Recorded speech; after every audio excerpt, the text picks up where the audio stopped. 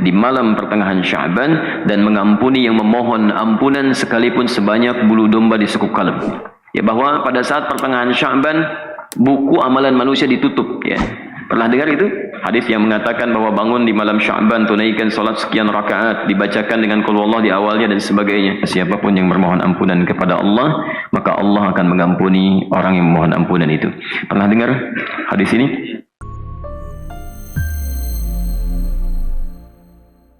Dan penting kami sampaikan, ada banyak pertanyaan seputar pertengahan di Sya'ban ini. Sampai terakhir kami dapati kemarin di Jakarta tentang pertanyaan tersebut. Bagaimana tentang keterangan-keterangan hadis yang menyebar seputar keutamaan atau amalan-amalan di pertengahan Sya'ban, khususnya baik di malam Sya'ban ini ataupun di siangnya.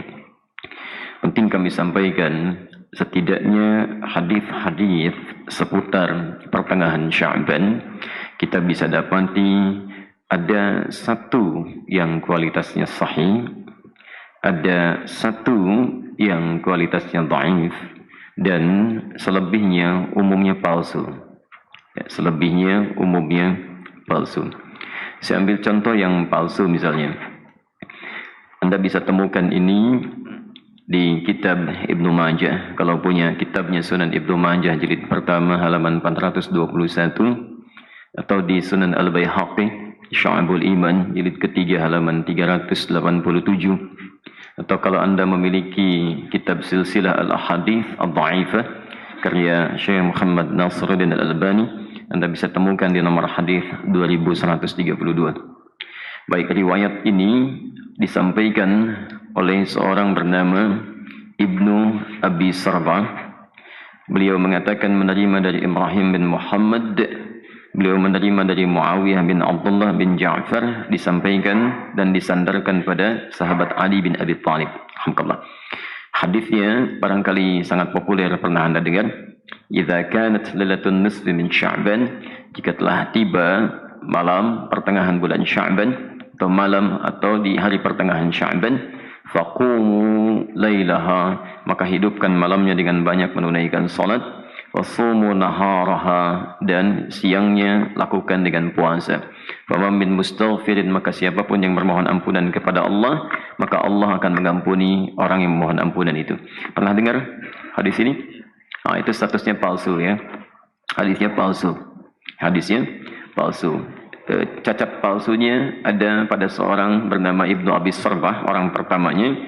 Ini dinilai oleh para ulama hadis sebagai orang yang sering memalsukan hadis. Adapun yang dhaif Anda bisa temukan di Asnal Matalib jilid pertama halaman 84. Itu disandarkan pada Aisyah radhiyallahu anha, bahwa satu kali beliau kehilangan Rasulullah sallallahu alaihi wasallam di malam pertengahan Sya'ban. Faqadtu Rasulullah sallallahu alaihi wasallam, dan itu bagian Rasulullah menginap di rumah beliau. Ya, diduga beliau sedang ada di tempat istri yang lain. Dicari oleh Aisyah, ternyata sedang ditemukan di Baqi. Ya, beliau sedang berdoa kepada Allah Subhanahu wa taala agar sekiranya Allah berkenan mengampuni para muslim yang telah wafat di pemakaman Baqi. Ya, maka Rasulullah menyampaikan, katakanlah Aisyah, hari ini Allah mengamati kepada manusia dan mengampuni orang-orang memohonkan ampunan. Ini statusnya dhaif, tapi juga disahihkan oleh Syekh Muhammad Nasiruddin Al-Albani. Yang sahih itu riwayat Abu Musa Al-Ash'ari. Abu Musa Al-Ash'ari Anda bisa temukan di Silsilah Al-Hadits As-Sahihah, alhamdulillah, karangan Syekh Muhammad Nasiruddin Al-Albani, nomor hadis 1144. Ini yang sahih, yang kalimatnya juga singkat, ya, bahwa Nabi SAW menyampaikan Allah Subhanahu wa taala mengamati, bahasanya mengamati, ya, kepada hambanya, ya, di malam pertengahan Sya'ban, ya, di malam pertengahan Sya'ban, dan mengampuni yang memohon ampunan sekalipun sebanyak bulu domba di sekuk kalem. Itu yang sahih. Ya. Ini sebetulnya semakna dengan hadis-hadis qudsi yang disampaikan orang pertamanya 31 orang sahabat senior, dan itu biasa keutamaan-keutamaan malam.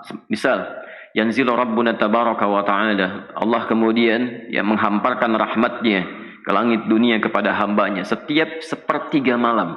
Itu tiap hari itu, ya, sepertiga malam, ya. Maka Allah kemudian berfirman, faqala ya ibadi, hambaku, siapa yang memohon kepadaku aku akan berikan, siapa yang meminta aku akan kabulkan. Faman istaghfara liya, dan siapa mohon ampunan faghafartu lahu, aku ampuni dia. Itu tiap hari. Tiap hari. Jadi kalau Anda enggak minta itu rugi. Dan hadisnya qudsi. Ya. Dan khusus untuk malam Sya'ban, hadisnya berbeda seperti tadi kami sampaikan dari Abu Musa Al-Asy'ari, itu dimulai di malamnya. Kalau tiap hari di penghujung malam. Nah, jadi ini yang sahih.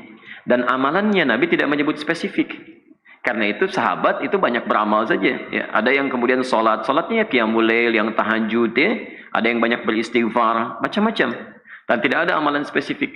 Nah, jadi kalau misalnya ada amalan-amalan spesifik menunjukkan di malam itu, ya, itu sesungguhnya hadis-hadis yang disepakati oleh para ulama itu hadis palsu.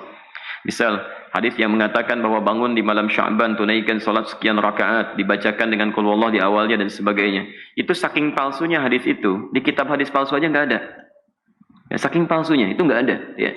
Itu dimunculkan kemudian dan disandarkan pada tabi'in bernama Khalid bin Ma'dan yang hidup di Damaskus pada saat itu. Beliau tidak melakukan itu. Beliau hanya menunaikan solat-solat sunnah malam, gitu ya. Qiyamul lail, tahajud itu yang ditunaikan. Cuman orang salah menduga, gitu ya. Jadi kalau Anda ingin hidupkan malamnya dengan ibadah-ibadah sunnah, silakan saja, boleh. Qiyamul lail, tahajud, baca Quran, istighfar, itu standar, biasa. Dan ada keutamaan di situ. Kalau siangnya ingin puasa, boleh. Puasa ayyamul bid. Masya Allah, sekarang kan merangkai itu. Kamis tanggal 12, kan kemarin? Jumatnya 13, Sabtu 14, sekarang 15. Antum masih boleh puasa. Ya, sekallah khair. Baik, jadi sah-sah saja kalau siangnya ingin puasa, tapi jangan disandarkan pada keterangan-keterangan hadis yang bermasalah. Ya. Termasuk ada yang fenomenal itu ya. Jadi zaman dulu nggak ada, sekarang ada tuh. Ya, bahwa pada saat pertengahan Sya'ban buku amalan manusia ditutup ya. Pernah dengar itu? Banyak. Kalau ditutup artinya amalan kita nggak dicatat karena ditutup.